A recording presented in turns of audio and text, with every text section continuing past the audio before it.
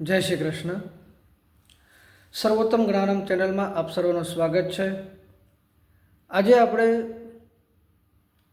દિવાસાના વ્રત વિશે થોડી માહિતી પ્રાપ્ત કરીશું. એ માહિતી પ્રાપ્ત કરતા પહેલાં આપને એક સૂચન કે જો આપને આ વિડીયો સારો લાગે તો બીજાને પણ અવશ્ય શેર કરશો, લાઈક કરશો અને જે નવા જે કોઈ પણ આ વિડીયો જોઈ રહ્યા છે તેઓ અવશ્ય આ ચેનલને સબસ્ક્રાઈબ પણ કરશો અને કોમેન્ટમાં જય દશામાં અવશ્ય લખશો.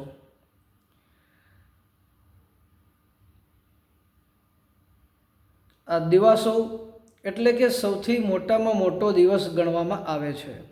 આખા વર્ષમાં 12 મહિનામાં સૌથી મોટામાં મોટો દિવસ જો કોઈ હોય તો એ દિવાસાનો દિવસ ગણાય છે. આ દિવાસાના દિવસે બહેનો દશામાનું વ્રત પ્રારંભ કરે છે અને એ વ્રત 10 દિવસ સુધી કરવામાં આવે છે. અષાઢ વદ અમાસથી લઈ અને શ્રાવણ વદ નોમ સુધી 10 દિવસ સુધી આમાં દશામાનું વ્રત કરવામાં આવે છે. આ દશામાના વ્રતનો સંક્ષિપ્તમાં આપણે સામાન્ય વિધિ જાણીએ કે આ વ્રત કેવી રીતે કરવું. આ વ્રતનો પ્રારંભ અષાઢ વદ અમાસને દિવસે કરવામાં આવે. અમાસને દિવસે દિવાસાને દિવસે માતાજીની મૂર્તિ લાવી દશામાની મૂર્તિનું સ્થાપન કરવું, એનું પૂજન અર્ચન કરવું. 10 દિવસ સુધી માતાજીની ભક્તિ કરવી. રોજ સવાર સાંજ માતાજીની પૂજા આરતી વગેરે કરી માતાજીની ભક્તિ કરવી. આ વ્રત 10 દિવસ સુધી કરવામાં આવે છે અને આ વ્રતમાં ઉપવાસ કરવાનું કહ્યું છે. જો ઉપવાસ ના થઈ શકે તો એકટાણું કરી શકાય. એકટાણું કરીને પણ આ વ્રત કરવું. આ વ્રતના છેલ્લા દિવસે માતાજીનું પૂજન અર્ચન કરી માતાજીને નૈવેદ્યમાં કંસાર ધરાવવામાં આવે. એ કંસારમાંથી સર્વ કોઈને પ્રસાદ વેચવો. માતાજીને ધરાવી ભક્તિ કરી એ પ્રસાદ બધાઈને વેચવો, પોતે પણ લેવો અને વ્રતના અંતે વ્રતના પૂર્ણાહુતિમાં એ માતાજીનું પૂજન કરી આરતી વગેરે કરી અને વ્રતને પૂર્ણ કરવું. આ દશામાનું વ્રત એ ખૂબ જ શ્રેષ્ઠ વ્રત કહ્યું છે. જો કોઈને તકલીફ હોય, ગ્રહ દશા ખરાબ ચાલતી હોય તે મનુષ્ય જો ભક્તિભાવપૂર્વક આ દશામાનું વ્રત કરે તો અવશ્ય એના ગ્રહોની દશા બદલાય છે અને શુભ ફળની પ્રાપ્તિ થાય છે. દરેક પ્રકારને દુઃખોને દૂર કરનાર એવું આ દશામાનું વ્રત બતાવેલું છે. નિર્ધન હોય તો એને ધનની પ્રાપ્તિ થાય અને વાંજિયા હોય તો કહેવાય છે કે આ દશામાં એમને સંતાનની પ્રાપ્તિ કરાવે છે.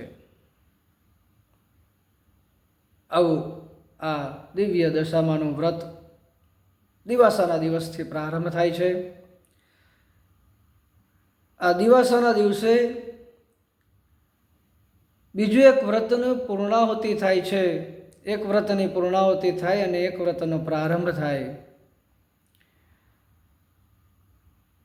માતાઓ બહેનો એ વ્રતને પોતાના બાળકોના કલ્યાણને માટે, આયુષ્યને માટે, આરોગ્યને પ્રાપ્ત થાય એ માટે એ વ્રત કરે છે. એ વ્રત જીવ્રતનું વ્રત કહ્યું છે કે જે અષાઢ વદ 13થી લઈ અમાસ સુધી એટલે કે દિવાસાના દિવસ સુધી એ વ્રત 3 દિવસનું વ્રત કરવામાં આવે છે. દિવાસાને દિવસે એ વ્રત પૂર્ણ થાય અને દશામાના વ્રતનો પ્રારંભ થાય. આ બંને વ્રતો અનેક પ્રકારનો સુખ સંપત્તિ આપનાર છે. સંતાનની પ્રાપ્તિ કરાવનારા વ્રત છે. સંતાનના આયુષ્યની પ્રાપ્તિ માટે, ઘર પરિવારના દરેક સભ્યોના આરોગ્યની પ્રાપ્તિ માટે આ વ્રત કરવામાં આવે છે. દિવાસાને દિવસે આ વ્રતનો પ્રારંભ થાય, દશામાના વ્રતનો પ્રારંભ થાય છે, જે 10 દિવસ સુધી કરવામાં આવે છે. તો આ વ્રત શ્રદ્ધા ભક્તિ ભાવપૂર્વક અવશ્ય કરવું, જેથી કરીને આપણી જે ગ્રહ દશા ખરાબ ચાલતી હોય તો એ બદલાય અને શુભ ફળ આપનારી બને છે. તો સર્વે ભક્તજનો ભક્તિભાવપૂર્વક આ દિવ્ય એવું વ્રત અવશ્ય કરશો અને પુણ્ય ફળની પ્રાપ્તિ કરશો.